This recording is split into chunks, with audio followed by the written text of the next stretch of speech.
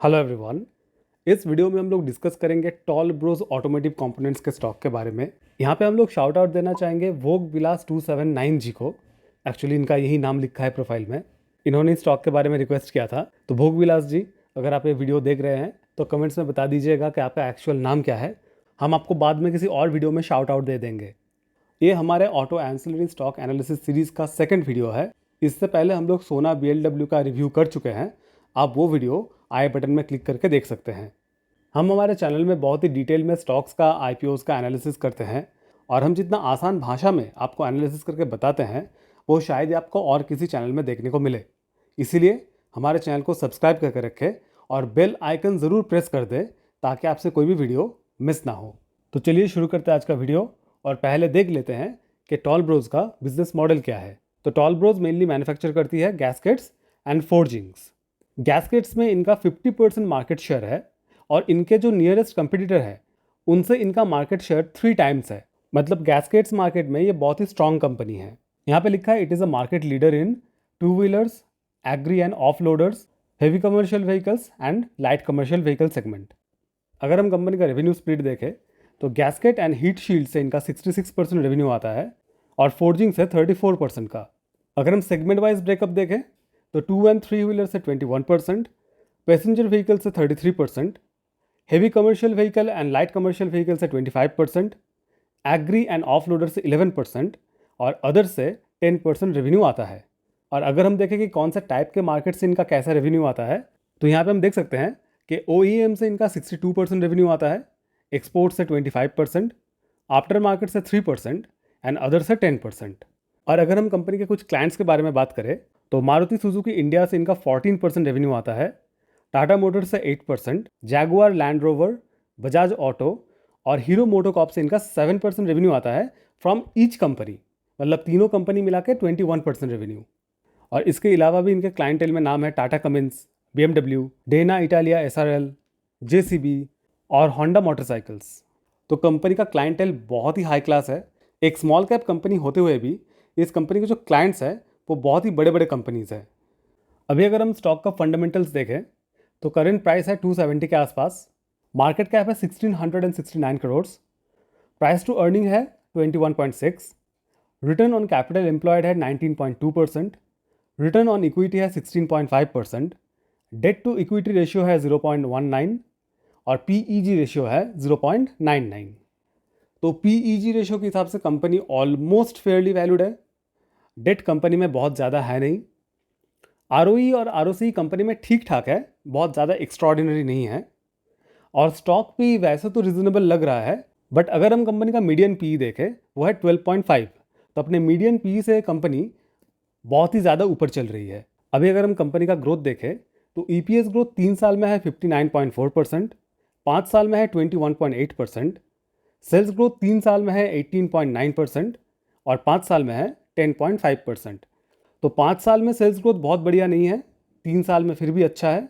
EPS growth company में अच्छा है, खास करके लास्ट 3 साल में तो बहुत ही अच्छा है। बट ओवरऑल हम एक स्मॉल कैप कंपनी से जितना ग्रोथ एक्सपेक्ट करते हैं वो वाला ग्रोथ इस कंपनी में नहीं है। स्टॉक का ऑपरेटिंग प्रॉफिट मार्जिन 5 साल में 11.8% है। मतलब कंपनी के पास बहुत ज़्यादा प्राइसिंग पावर नहीं है। अभी अगर हम कंपनी का क्वार्टरली रिजल्ट्स देखें तो सेल्स जो है वो ऑलमोस्ट एवरी क्वार्टर में बढ़ रहा है। कंपनी का नेट प्रॉफिट और EPS भी बढ़ रहा है। तो कंपनी में क्वार्टरली बेसिस पे ग्रोथ ठीक ठाक है। अभी अगर हम ईयरली रिजल्ट्स देखें तो लास्ट 5 साल से कंपनी का जो सेल्स है वो कंटिन्यूसली बढ़ रहा है, नेट प्रॉफिट और EPS भी अच्छा खासा बढ़ रहा है।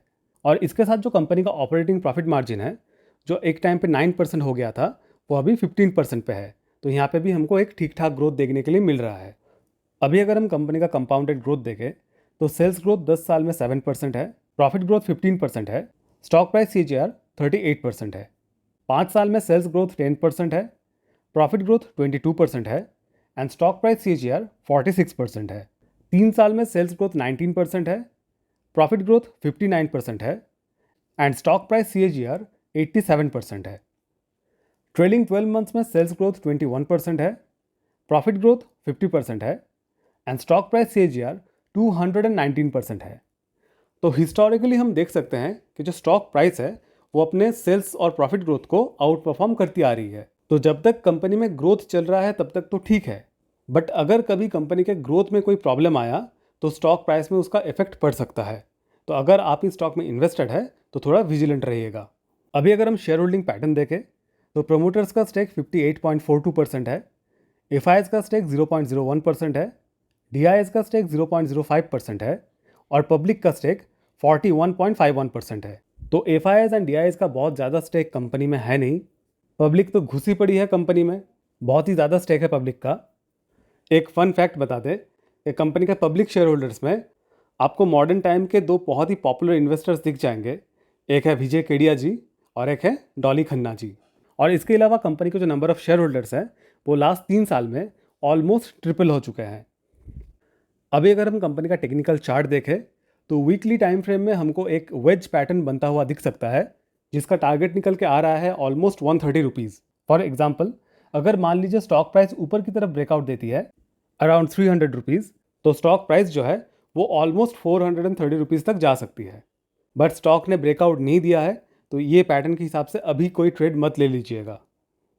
इसके अलावा स्टॉक के डेली टाइम फ्रेम में हमको एक पैरेलल चैनल बनते हुए दिख सकता है, जिसका टारगेट निकल के आ रहा है ऑलमोस्ट 60 पॉइंट्स। फॉर एग्जाम्पल, अगर मान लीजिए 280 रुपीज़ के पास स्टॉक ब्रेकआउट देती है तो स्टॉक प्राइस जो है वो ऑलमोस्ट 340 रुपीज़ तक जा सकती है। बट अगेन यहाँ पे भी ब्रेकआउट नहीं आया है, तो आप इस चार्ट के बेसिस पे भी अभी कोई ट्रेड मत ले लीजिएगा। अगर ये स्टॉक किसी भी तरफ में ब्रेकआउट देती है तो हम वीडियो बना के आपको ज़रूर बताएंगे, इसीलिए हमारे चैनल को सब्सक्राइब करके रखें।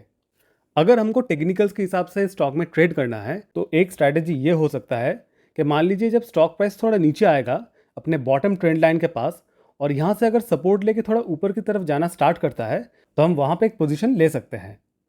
बट आप हमारा बात मान के कोई भी पोजीशन मत ले लीजिएगा, आपको अपने फिनेंशियल एडवाइजर को कंसल्ट करके ये सब डिसीजन लेना चाहिए। हमें इस स्टॉक में किसी भी फंड हाउस का रिपोर्ट अभी एक्टिव नहीं मिला। अगर आप लोगों को किसी भी फंड हाउस का कोई भी बाय या सेल रिकमेंडेशन एक्टिव देखने के लिए मिलता है तो हमको कमेंट्स में ज़रूर बताइएगा। तो अभी अगर हम लोग कंक्लूजन पे आ जाए तो ये स्टॉक अच्छा है, स्टॉक का बिजनेस मॉडल अच्छा है, फंडामेंटल भी ठीक ठाक है। This is not at all a bad stock, but yes ये कंपनी में बहुत ज़्यादा ग्रोथ नहीं है जो हम एक स्मॉल कैप कंपनी से एक्सपेक्ट करते हैं।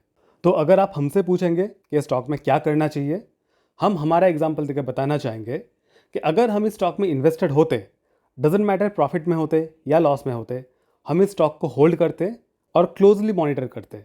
अगर ये स्टॉक हमारे पास है तो एटलीस्ट हमको 3 से 5 साल का व्यू रख के चलना चाहिए। और बीच में अगर कहीं पे लगे कि स्टॉक का ग्रोथ रुक रहा है या फिर कोई बहुत ही नेगेटिव न्यूज़ आ रहा है, तब हमको कोई डिसीजन लेना चाहिए। और अगर हम इस स्टॉक में इन्वेस्टेड नहीं होते तो अभी के लिए हम ये स्टॉक अवॉइड करते, क्योंकि अभी मार्केट में इससे बेहतर ग्रोथ वाले स्टॉक्स अवेलेबल है और हम थोड़ा बेहतर ग्रोथ वाले स्टॉक्स में इन्वेस्ट करना चाहेंगे। बट हम इन्वेस्ट करना नहीं चाहते, इसका मतलब ये बिल्कुल नहीं है कि स्टॉक ख़राब है। ये स्टॉक ओवरऑल एक अच्छा स्टॉक है। यहाँ पे हम लोग डिस्क्लेमर देना चाहेंगे कि हम लोग सेबी रजिस्टर्ड नहीं हैं, तो हमारा बात मान के आप कोई भी बाइंग या सेलिंग का डिसीजन मत लीजिएगा। आप अपना रिसर्च, अपना एनालिसिस खुद कीजिए और अपना डिसीजन खुद लीजिए। अगर आपको वीडियो अच्छा लगा तो वीडियो को लाइक और शेयर ज़रूर कीजिए। अगर आपका कोई सवाल है तो हमसे कमेंट्स में ज़रूर पूछिए, हम सबको जवाब देते हैं। और अगर आप चाहते हैं हम किसी इंडियन स्टॉक का, यूएस स्टॉक का, म्यूचुअल फंड का, क्रिप्टो का, आईपीओ का, किसी का भी रिव्यू करें तो भी आप हमको कमेंट्स में ज़रूर बताइए। एंड मोस्ट इंपॉर्टेंटली हमारे चैनल को सब्सक्राइब ज़रूर कर लीजिए। तो चलिए हम मिलते हैं नेक्स्ट वीडियो में। Thank you.